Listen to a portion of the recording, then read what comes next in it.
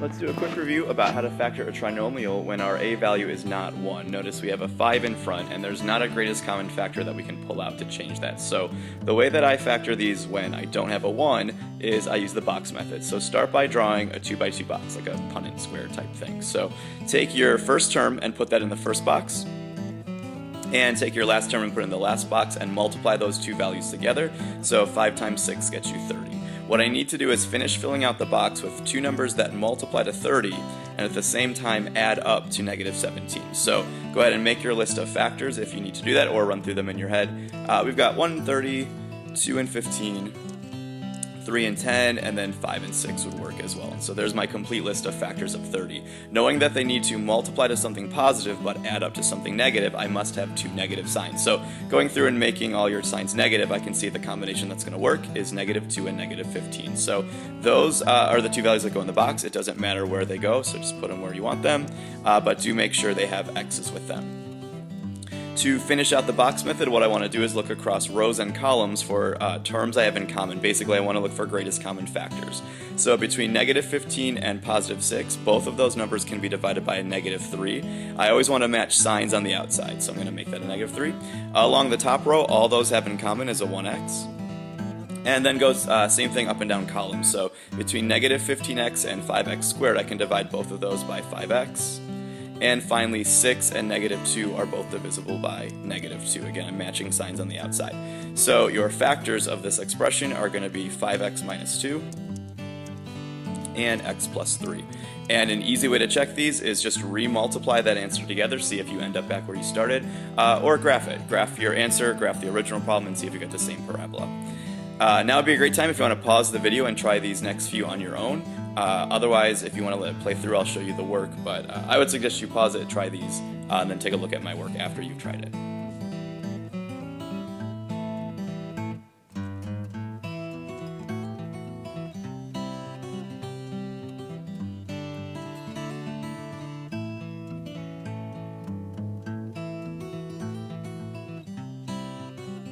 Hopefully you came up with those same answers. Otherwise, go ahead and ask me a question in class.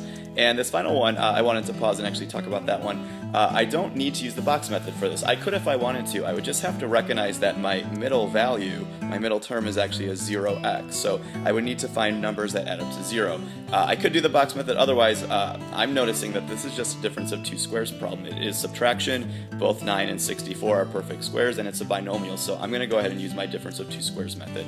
The way that works, if you forgot, is it comes down to square roots. So let's take the square root of 9x squared. That gives us a 3x in the front of both parentheses, and then the square root of 64 gets us an 8, and the only difference in the pattern for difference of two squares is that one parentheses is a plus and one parentheses is a minus.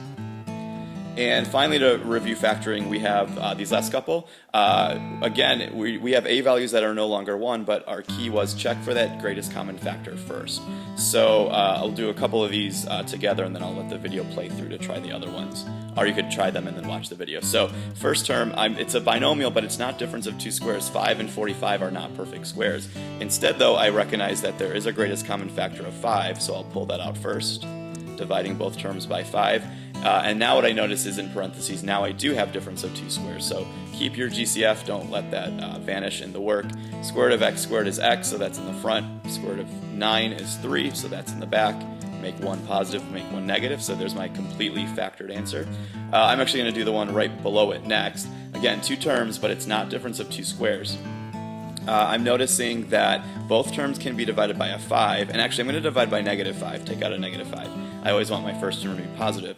Also, there's a z in common. Both terms have a z in them, so I'm going to divide out a negative 5z. What's left over then is going to be just a positive z, and then a minus 4, and I can't factor that again. In parentheses is not difference of two squares because I just have a z, not a z squared. So that's been factored all the way just by using greatest common factor. Next up, I'm going to move to the top right of the screen. I want to try to factor this. It looks like box method because there's a 6 in front, but remember, always look for a greatest common factor before you start.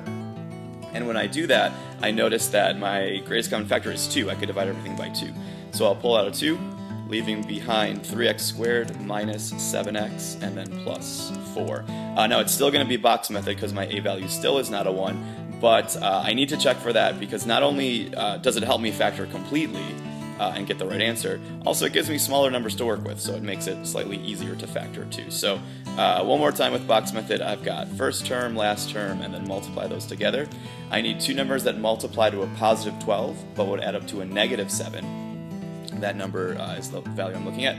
Hopefully you know this by now or can make the list in your head. But those values are going to be negative 3 and negative 4. And don't forget to include x's with those. So looking across rows and columns for common factors, I can divide by a negative 4 there. I could take out a 3x there. And then going up and down columns, I only have an x in common.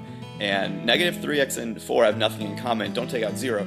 I can always take out a 1, and remember I want to match signs on the outside, so I'm going to take out a negative 1, meaning the completely factored answer. I've got my factors of x minus 1, and then 3x minus 4. Don't forget to include that greatest common factor in front. 2 needs to be in front of my answer. Okay, and then last one to review our factoring. Looking for a greatest common factor, I see a 3. So I'll pull that out and get 4p squared minus 7p, and then plus 1 once I've divided everything by 3. And then again, I'll need the box method since I don't have a 1 in front of the trinomial. But watch what happens this time. I've got a 4p squared and a 1. I've got to find two numbers that multiply to 4, but add up to negative 7, and I'm going to find out real quick. It's going to be impossible. There's nothing that in my list of factors that will add up to negative 7, so I can't factor this one any further. I did factor once, but the only thing I could do was a greatest common factor.